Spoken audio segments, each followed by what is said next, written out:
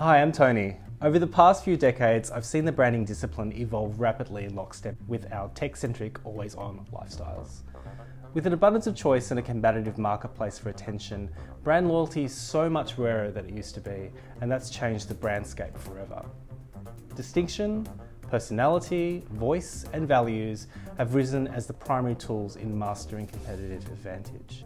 One of the tools we use at Thirst to inspire our clients is Archetypes.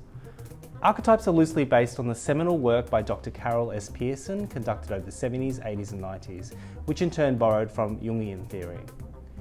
Pearson argues that in the whole history of all storytelling, 12 archetypes keep reoccurring. Their monikers may change, but their behaviours, values and personality are largely the same. So let's start with the everyman. They're about fitting in a way that connects with everyone. Down to earth, they're friendly, they're relatable, they're like the Tom Hanks of branding. Think about Bunnings or IKEA. Then we have the innocent, who approach the world with wide-eyed optimism, goodness and morality. Disney has created an entire genre of animated movies around these characters. The hero is our dynamic, fearless, resilient rescuer archetype. They're driven by compassion, but are born to perform. Think of Nike, Duracell or BMW. The ruler is all about control, authority and power. They typically represent model behaviour, security and stability in a market category. They're the undisputed leaders and are not afraid to own that territory. A lot of heritage luxury brands such as Rolex and Mercedes are typical ruler class archetypes. The sage is guided by intelligence and the discovery of truth and original thinking. Unsurprisingly, a lot of academic organisations use this archetype, but it's how they dial up the nuances that make the biggest difference. The world also needs caregivers who are all about helping and nurturing people and keeping them free from harm. They're the warm hug you get from a Johnson & Johnson baby shampoo ad. The lover wears its heart on its sleeve. A charming and hapless romantic is used by lots of chocolate and jewellery brands around the world. The magician or wizard archetype is about transforming ideas into reality. I sometimes like to think of myself as a wizard, but I'm still waiting for my owl from Hogwarts.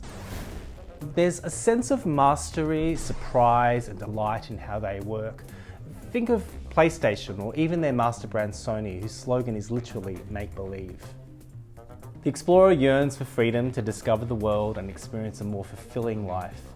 Beyond the travel brands, I often like to think of the risk takers like Red Bull for this type of archetype. The outlaw is not a bad guy. They see themselves more as liberators and revolutionaries. Brands that adopt this archetype are really about challenging convention. Think of the rebel hearts like MTV and Diesel Jeans. Creators love to create things of enduring value and give form out of vagueness. Self-expression and experimentation is a big characteristic among these archetypes. Think of brands like Crayola, Lego and Adobe. And finally, the jester. There's a lot to be sad about in the world right now, so the world needs more of these archetypes. They aren't just about tomfoolery and having a laugh.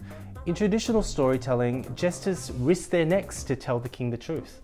They get away with it because of the way they tell it. Ben & Jerry's ice cream bridge these social and entertainment tensions brilliantly in the work that they do.